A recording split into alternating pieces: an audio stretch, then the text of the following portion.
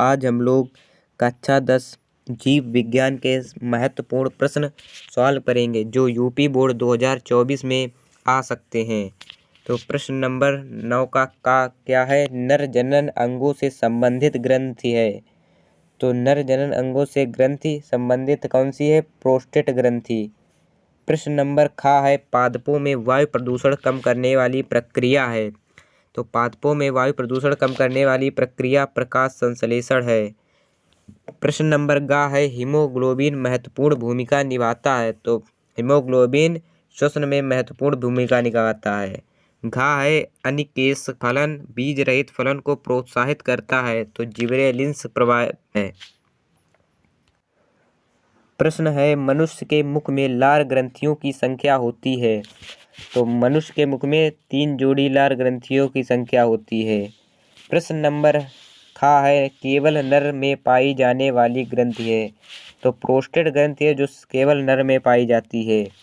है पृथक्करण का नियम प्रस्तुत किया था। तो पृथक्करण का नियम मेंडल ने प्रस्तुत किया था। प्रश्न है मेड्यूला ओब्लेंगेंटा नियंत्रण करता है। तो मेड्यूला ओब्लेंगेंटा अनैच्छिक क्रिया नियंत्रण करता है। हार्मोन क्या है? तो हार्मोन प्रोटीन है। प्रश्न नंबर है आहार नाल के पेशीय संकुचन को कहते हैं। तो आहार नाल के पेशीय संकुचन को क्रमांकुचन कहते हैं। यदि वीडियो तनिक भी अच्छी लगे तो चैनल को सब्सक्राइब करें और वीडियो को लाइक ज़रूर करें क्योंकि मेरा चैनल बहुत ही लो में जा रहा है। प्रश्न नंबर है द्विनिषेचन विशेषण लक्षण है। तो आवृत्तबीजी पादप का है। प्रश्न नंबर है निम्न में से कौन सा आनुवांशिक पदार्थ है? तो डीएनए है जो आनुवांशिक पदार्थ है। प्रश्न है पृथक्करण का नियम प्रस्तावित किया था। तो पृथक्करण का नियम मेंडल ने प्रस्तावित किया था। प्रश्न है निम्न में से किसके द्वारा पित्त रस का निर्माण होता है? तो पित्त रस का निर्माण यकृत के द्वारा होता है। प्रश्न है खाद्य पदार्थों का स्थानांतरण होता है। तो खाद्य पदार्थों का स्थानांतरण फ्लोएम से होता है। प्रश्न है पराग कणों का पराग कोश से वर्तिकाग्र तक स्थानांतरण कहलाता है। तो परागण कहलाता है। प्रश्न है शुद्ध रुधिर के शरीर के विभिन्न भागों में ले जाती है।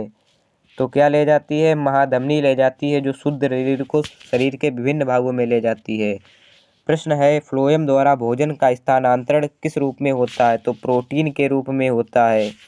प्रश्न है पादप किस प्रक्रिया द्वारा वायु को शुद्ध करते हैं? तो पादप प्रकाश संश्लेषण की प्रक्रिया द्वारा वायु को शुद्ध करते हैं। प्रश्न है पित्त रस का निर्माण करता है। तो पित्त रस का निर्माण यकृत करता है।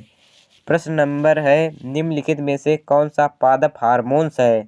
तो पादप हार्मोन्स जिबरेलिन है।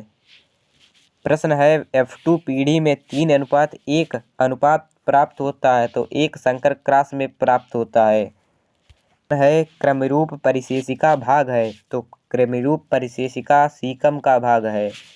प्रश्न है दायां निलय से अशुद्ध रुधिर जाता है। तो दायां निलय से अशुद्ध रुधिर फेफड़ों में जाता है।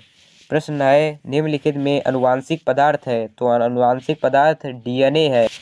प्रश्न है फुफ्फुस पल्मोनरी शिरा खुलती है। तो फुफ्फुस पल्मोनरी शिरा बाएं अलिंद में खुलती है। प्रश्न है जातियों की उत्पत्ति पुस्तक किसने लिखी? तो जातियों की उत्पत्ति पुस्तक डार्विन ने लिखी थी। प्रश्न है मनुष्य के मस्तिष्क का वह भाग जो सर्वाधिक विकसित होता है। तो वो क्या है? तो वो सेरिब्रम है। प्रश्न है निषेचन के बाद फल का निर्माण होता है। तो निषेचन के बाद फल का निर्माण अंडाशय से होता है। प्रश्न है आहार नाल की सी के आकार की संरचना है। तो ग्रहणी है। प्रश्न नंबर है पौधों में प्रकाश संश्लेषण द्वारा भोजन का निर्माण होता है। तो किसमें होता है? तो पत्ती में होता है। प्रश्न है ऑक्सीटोसिन का स्रावण कहाँ से होता है? तो पिट्यूटरी से होता है। प्रश्न है पुष्प में लाल रंग लक्षण प्रभावी है, इसका विपरीत या तुलनात्मक लक्षण क्या होगा? तो इसका होगा सफ़ेद पुष्प। यदि वीडियो तनिक भी अच्छी लगी हो तो वीडियो को लाइक करें और चैनल को सब्सक्राइब जरूर करें।